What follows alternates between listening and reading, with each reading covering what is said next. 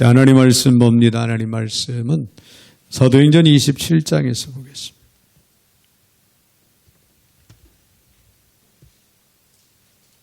사도행전 27장 20절부터 26절까지 제가 받들어 봉독에 올리겠습니다. 여러 날 동안 해도 별도 보이지 아니하고 큰 광풍랑이 그대로 있음에 구원의 여망마저 없어졌더라.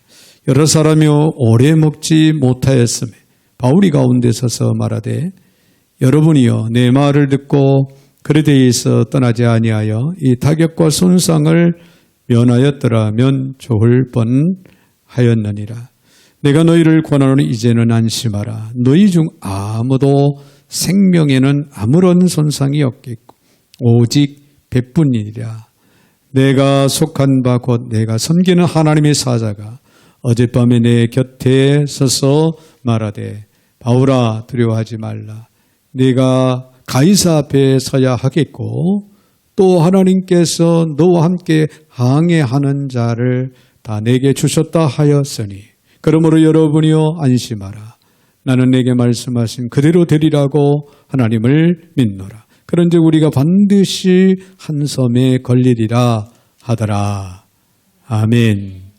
26절까지 받들어 봉독에 올렸습니다.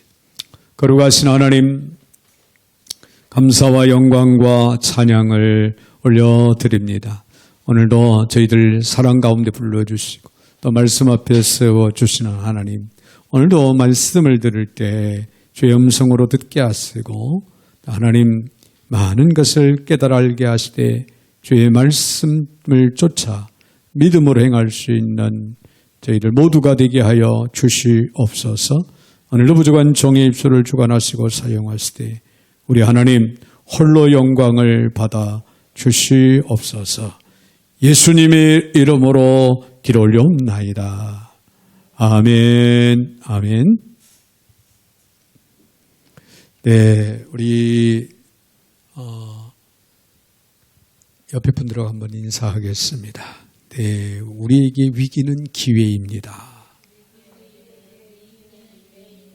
네, 우리에게 위기는 기회다.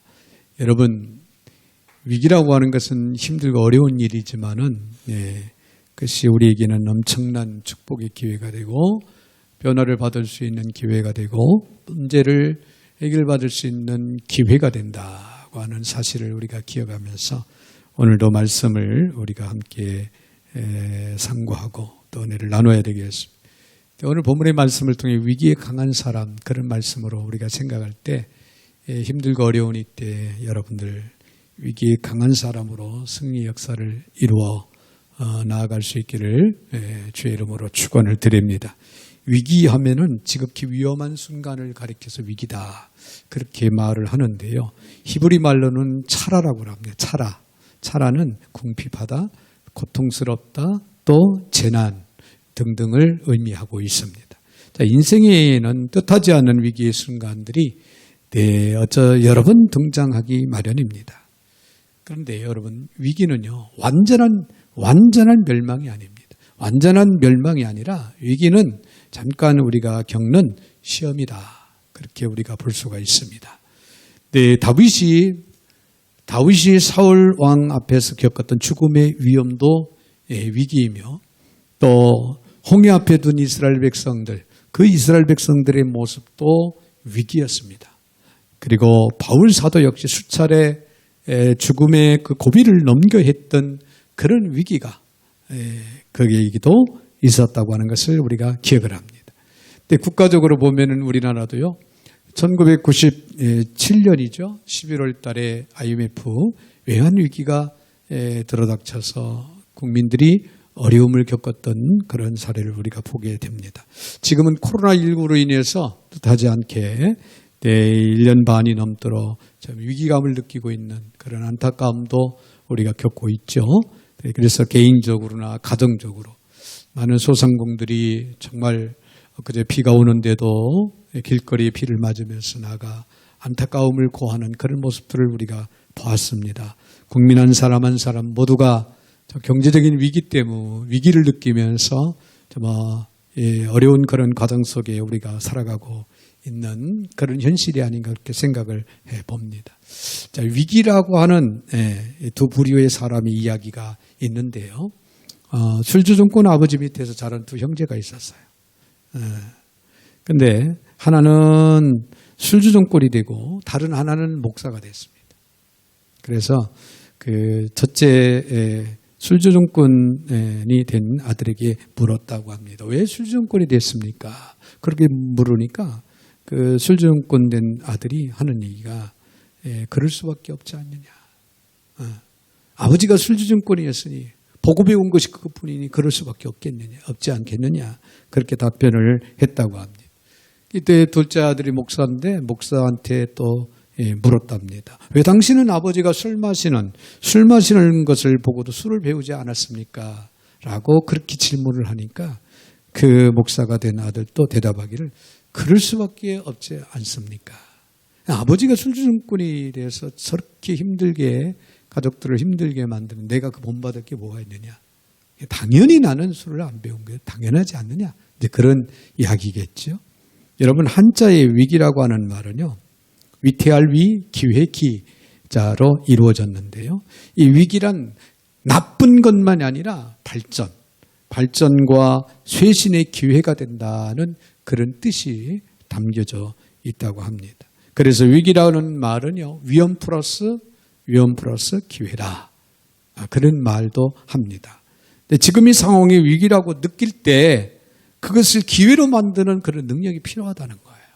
그래서 여러분 우리가 잘 아는 예수님의 십자가의 죽음이라고 하는 그 위기를요. 예수님은 어떻게 만드셨습니까? 부활이라고 하는 부활의 영광을 맞는 기회로 바꾸셨습니다.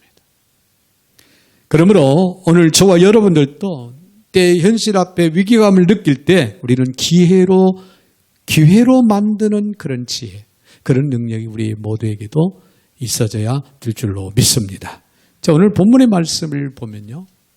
바울이 배를 타고 로마로 가는 여정 가운데 유라굴루라고 하는 큰 광풍을 만나는 위기를 이제 느끼게 됩니다. 자, 오늘 20절에 있는 말씀을 보면은 여러 날 동안 해도 별도 보이지 아니하고 큰 풍랑이 그대로 있음에 구원의 여망마저 없어졌더라. 네, 그런 말씀이 기록되는데요. 자, 여러 날 동안 해도 별도 보이지 아니하고 큰 풍랑이 그대로 있었다고 하는 것은 그들이 겪은 고초가 얼마나 큰 것이고 그들의 현재 상태가 얼마나 절망적인 것인가를 우리에게 너무나도 잘 보여주고 있는 그런 말씀인 걸 우리가 봅니다. 그들에게는 구원의 여망이 전혀 없었더라. 그렇게 기록하고 있죠. 그러나 여러분 아무리 심각하고 아무리 절망적인 상황이라 할지라도요. 구원의 문이 열려 있다고 하는 사실을 오늘 저와 여러분은 결코 잊지 마시기를 바랍니다. 할렐루야. 여러분 바울은요. 주의 도우심을 힘입어서 폭풍의 그 파도 속에서 많은 사람들에게 희망을 안겨줍니다. 그리고 그들을 안심시킵니다. 한마디로 바울은 여러모로 위기에 강한 사람이었다. 우리는 그렇게 봅니다. 그러면은 위기를 극복하기 위해서 과연 우리는 어떻게 해야 될 것인가? 오늘 본문의 말씀을 통해서 우리에게 주어지는 그 교훈을 우리가 받고 우리도 어떤 크고 작은 위기를 만난다 할지라도 능히 그 위기를 기회로 만들고 능히 그 위기를 통해서 능히 우리의 영적인 삶이 성숙해지는 그런 아름다운 축복이 있어지기를 주의 이름으로 축원을 드립니다. 먼저 우리가 생각할 수 있는 것은요. 주의 음성을 들어야 된다는 거예요. 자, 위기가 왔을 때 중요한 것은 주의 음성을 들으라. 네, 바울 사도의 대담함, 확고함, 그리고 태어남은요. 그 풍랑의 와중 속에서도 주님의 음성을 듣고 있었기 때문에 가능했다. 그런 얘기예요. 주님의 음성을 듣고 있었기 때문에. 자, 본문 23절을 보면 내가 속한 바 곧 내가 섬기는 하나님의 사자가 어젯밤에 내 곁에 서서 말하되 하나님의 사자가 이 풍랑주에 바울 곁으로 다가왔습니다. 바울은 그것에 대해서 오늘 23절에서 그렇게 고백을 하고 있습니다. 이 풍랑 속에서도 바울이 끝까지 아직까지 붙들고 있던 것은요, 하나님과의 개인적인 교통이었어요. 하나님과 개인적인 교통. 이 교제를 통해서, 이 교통을 통해서 하나님께서 자기와 함께 행선하는 자를 버리지 않는다는 그런 메시지를 받았을 때 바울에게는 더 이상의 절망이 있을 수 없었습니다. 하나님이 함께 하신다는데, 하나님께서 우리를 버리지 않는다는데 무슨 절망이 그를 엄습할 수가 있겠습니까? 여러분, 그런 얘기였습니다. 지하의 갱도에 갇혀있는 광부를 한번 생각해 보십시오. 그는 캄캄한 어두움 속에서 전혀 내일의 삶을 이제 예측하지 못한 절망 중에 있는 상황이 될 수밖에 없겠죠. 때로는 무너져버린 갱도에 갇힌 광부에게도요, 바깥과 교신할 수 있는 어떤 채널, 그 채널이 살아있는 경우가 있을 수가 있어요. 우리가 당신을 위해서 작업을 하고 있어. 당신은 구조될 것이요. 어떤 파이프 관을 통해서 혹은 마지막 남은 어떤 교통의 수단, 어떤 교통의 그 줄을 통해서 자기를 향한 구조의 손길이 계속되고 있다는 소식을 전해 들었을 때 비록 갱도에 갇혀 있지만은 그에게는 초인적인 생존 능력이 생기게 됩니다. 그래서 1시간이 됐든 하루가 됐든 이틀이 됐든 무려 갱도에 갇힌 사람이 14일 만에 살아나오는 그런 기적 같은 일들이 이루어진 사례들이 있죠. 그것은 초인적인 생존 능력이 생겨서 그 상황을 이겨나게 된다는 거예요. 교통 그 자체가 희망인 것입니다. 하나님과 교통할 수 있다? 그 자체가 우리는 희망이다 라고 하는 사실을 믿으시길 바랍니다. 마찬가지로 우리 그리스도인들에게 있어서 기도는 우리들의 생명줄이라고 말할 수가 있어요. 아무리 힘들고 어려운 상황이 나에게 다가온다 할지라도 내가 기도하고 있다, 내가 기도할 수 있다, 내가 기도할 수 있다고만 하면은 우리는 생명줄을 붙들고 있는 겁니다. 생명줄을 붙들고 있는 거예요. 그러나 여러분, 기도가 상실되고 기도하지 않는다면 남아있는 것은 인간적인 절망의 몸짓밖에 있을 수밖에 없는 겁니다. 사도행전 27장 9절 10절에 보면요, 바울은 미리 항해를 하지 말라고 그렇게 권고했습니다. 그 이유는 바울이 행선하기 전에 기도하며 생각을 했기 때문에 그래요. 그런 결과 위험이 올 것을 영감으로 그를 받은 거예요. 영감으로 그를 받았어요. 이렇듯 바울은 항상 기도하며 항상 생각하는 그런 사람이었기에 바다의 폭풍뿐만이 아니라 갖은 핍박과 고난과 그 위기에 강하게 견디고 이겨나갔던 그런 사도 바울이었음을 우리는 분명히 기억을 할 수 있다. 그런 얘기예요. 그렇습니다. 실로 위기에 강한 사람은 항상 기도를 통해서 하나님을 힘입고 그분의 뜻을 깨닫는 사람입니다. 할렐루야. 기도하는 사람. 인터넷상에 떠드는 우스갯소리 유머가 있어서 한번 여러분들에게 소개를 해봅니다. 이 동네 쥐들이 동장집에 모여 잔치를 벌이고 있었습니다. 쥐 한 마리가 잠깐 밖에 나왔다가 불사 고양이를 그만 만나고 만났네요. 근데 급한 나머지 다른 쥐구멍으로 들어가야 되는데, 그만 동네 쥐들이 잔치하는 곳으로 뛰어들어갔어요. 큰일 났습니다. 동네 쥐들이 다 죽게 생겼어요. 죽을 각오로 쥐구멍 입구에서 소리를 지릅니다. 찍찍찍찍. 그리고 쥐소리 대신 멍멍멍 개소리도 냈습니다. 그때 밖에서 있던 고양이 왈, 여기가 개집이었던가? 꼬리를 내리고 물러갔습니다. 동네 쥐들이 너무나 신기한 겁니다. 쥐가 고양이를 쫓아버렸다니. 어떻게 고양이가 도망을 갈 수가 있느냐. 그러면서 조금 전에 그 소리는 무슨 소리냐고 물었습니다. 그랬더니 그 쥐가 하는 말이 위기 상황 때는 방언 기도가 최고요. 그러더랍니다. 네, 여러분, 기도는 우리가 필요한 것을 구하여 얻는 행위이기 전에 본질적으로 우리 아버지이신 하나님을 부르는 거예요. 하나님을 부르는 겁니다. 기도, 내가 지금 1분이든 10분이든 1시간이든 하나님 앞에 기도하고 있다. 하나님을 부르는 거예요. 마치 어린아이가 엄마 아빠를 부모님을 찾는 것처럼. 우리가 진지하게 하나님을 부를 때 하나님은 우리의 부르심에 반드시 응답하신다는 것을 여러분 믿으시길 바랍니다. 그리고 나에게 다가와 만나주십니다. 그 누구를 막론하고 하나님을 부르는 자에게. 여러분, 우리는 기도의 시간을 가지시기 바랍니다. 1시간이든 10분이든 하나님을 부르는 시간을 가져보세요. 하나님은 여러분을 만나주십니다.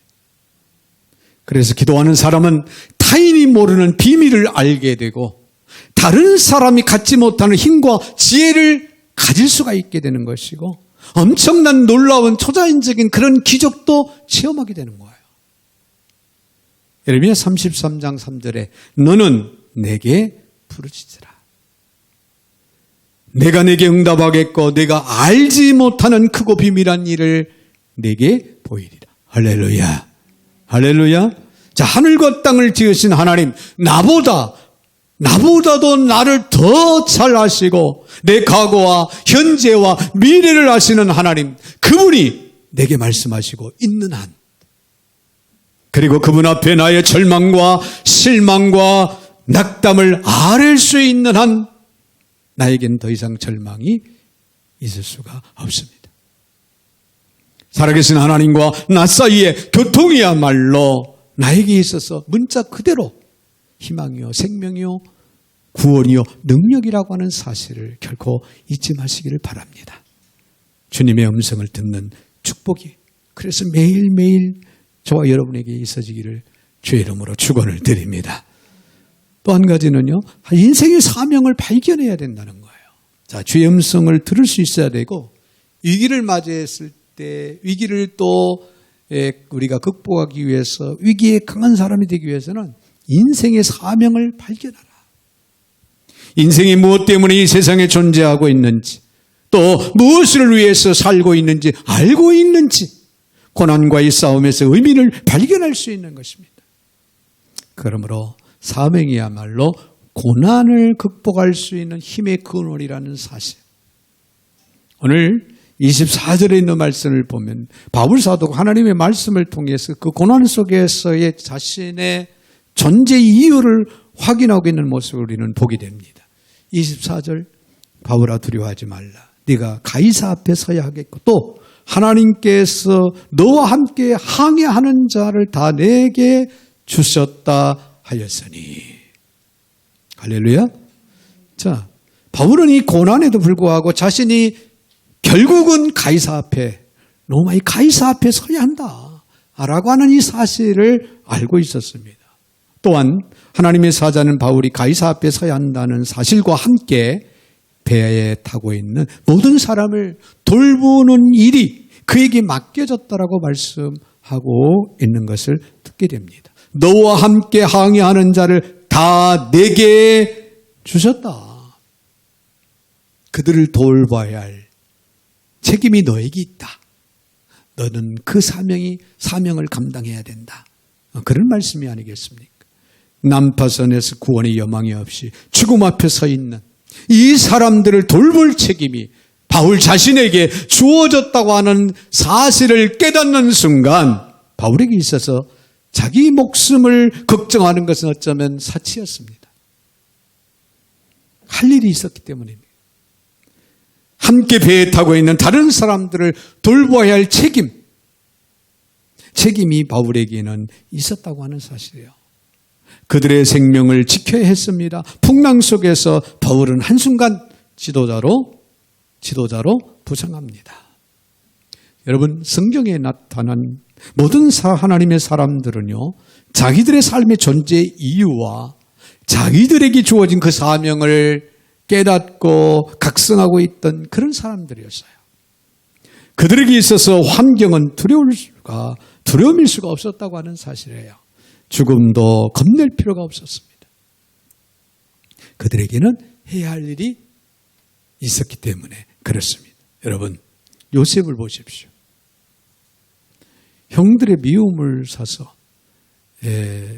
애굽으로 여러분 팔려가게 되잖아요. 그래서 보디발이 집에 이제 노예로 끌려가게 되는데요. 그럼에도 불구하고 자신의 존재 이유를 그는 알았어요. 존재 이유를 알고 있었기 때문에 하루하루를 어떻게 살았습니까? 성실하게 살아갔습니다. 그러다 보니까 그 보디발이 집이 가정의 총무가 되지 않습니까?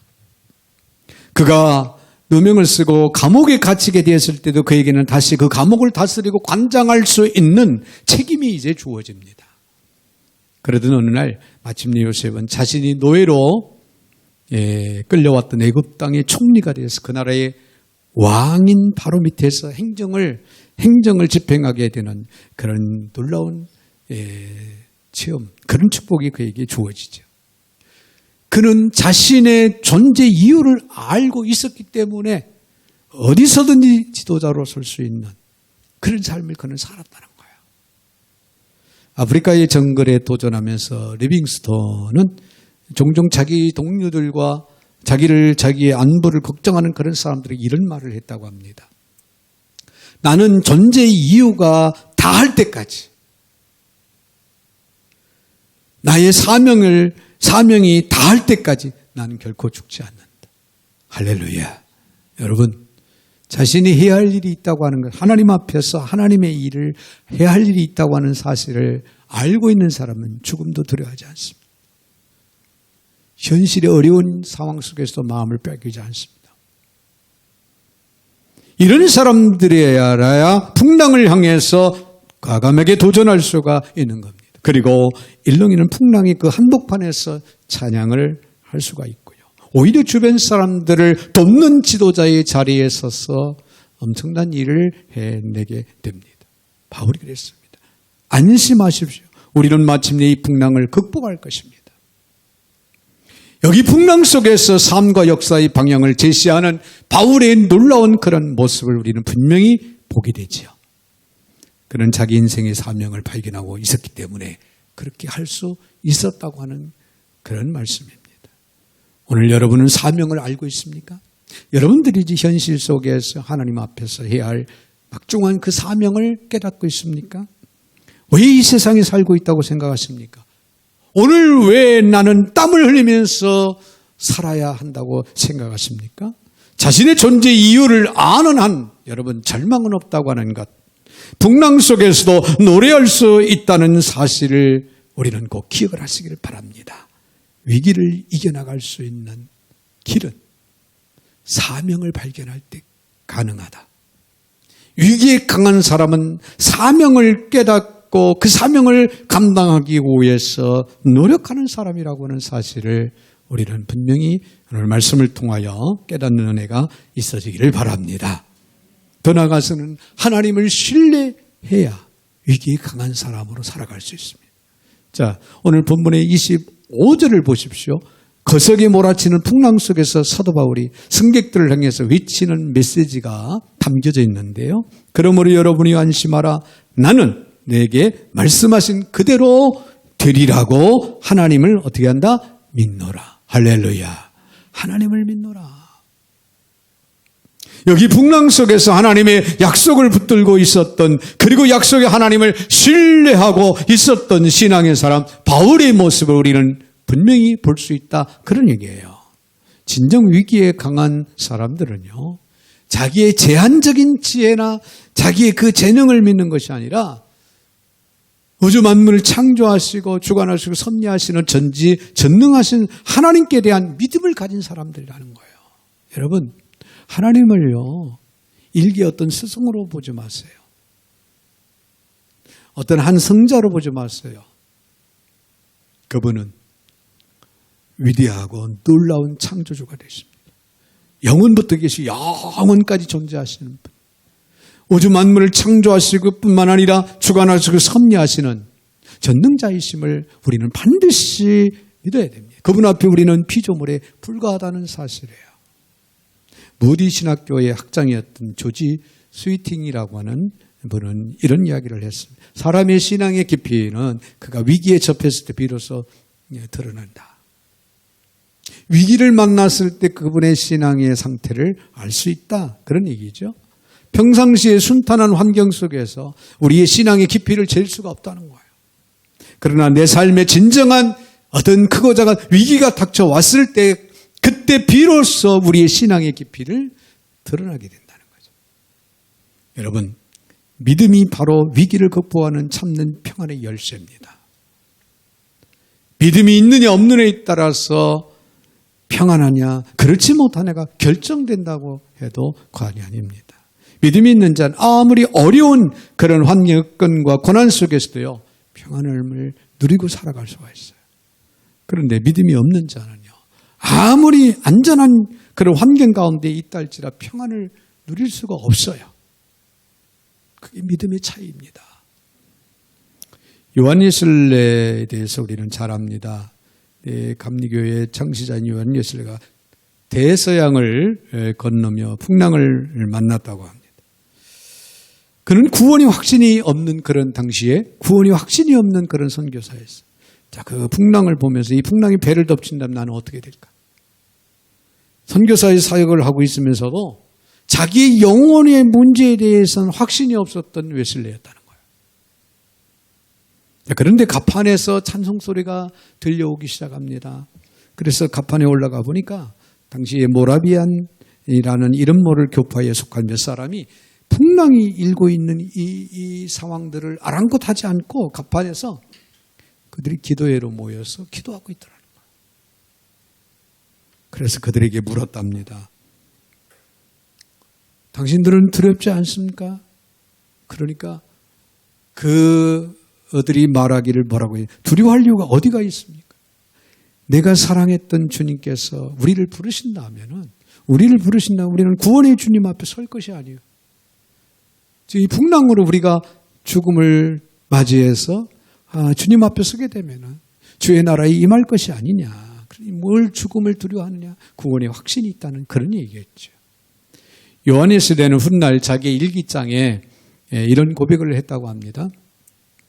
풍랑을 만났다는 사실보다도 죽음 앞에서 담대할 수 있었던 이 모라비안 이 형제들의 신앙 간증이 나에겐 더 커다란 도전이었고 충격이었다라고 하는 그런 이야기를 일기장에 남겼다고 하는 그런 이야기가 있습니다.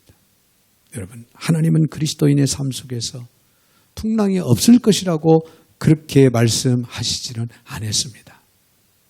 그러나 하나님은 풍랑에도 불구하고 함께 하시겠다고 분명히 약속을 하고 계십니다. 고난의 상황에서 하나님은 반드시 찾아오신다는 거예요. 그리고 하나님은 우리 편에 서서 우리를 도와주신다고 하는 사실입니다. 왜냐하면 하나님께서 그렇게 약속하셨기 때문에 그렇습니다. 마태복음 28장 20절에 있는 말씀을 보면은 볼지어다 내가 세상 끝날까지 너희와 항상 함께 있으리라. 할렐루야. 세상 끝날까지입니다. 어떤 상황 속에서도 우리와 함께 있다, 함께 계신다, 우리를 도와주신다라고 약속을 하셨기 때문에 여러분 어떤 고난 상황에서도 하나님은 반드시 찾아오신다는 거예요. 사랑하는 여러분, 여러분은 풍랑 속에서 어떻게 살고 있습니까? 하늘을 바라보겠습니까? 찬양을 할 수 있습니까? 그리고 바울처럼 고백할 수가 있습니까? 전능하신 하나님을 신뢰하시기 바랍니다. 믿으세요. 로마서 8장 28절에 하나님을 사랑하는 자고 그 뜻대로 부르심을 입은 자들에게는 모든 것이 합력하여 선을 이루느니라. 이 모든 것을 합력하여 선을 이루실 하나님, 그 하나님을 여러분 신뢰하며 기도하시기를 바랍니다. 그리고 고난의 상황 속에서도 내가 해야 할 소중한 사명이 있다고 깨우쳐 주시는 하나님의 음성을 들으시고 위기를 극복하고 위기에 강한 삶을 살아갈 수 있는 그런 저와 여러분이 되시기를 주의 이름으로 축원을 드립니다. 그러고 하신 하나님, 감사 영광 찬양을 올려드립니다. 네, 이 세상은 너무나도 험난하고 힘들고 어려운 세상입니다. 순간순간 위기 상황 속에서 어쩔 바를 모르는 저희들에게 오늘도 귀한 말씀 허락하여 주신 참으로 감사를 드립니다. 참으로 오늘 주어진 말씀을 통하여 저들 모두가 위기에 강한 사람들이 되게 하여 주셔서 이 험난한 이 세상 속에서 영적으로 깨어있고 승리하는 매일의 축복된 삶을 살아가게 하여 주시옵소서. 예수님의 이름으로 축복하며 기도하옵나이다. 아멘.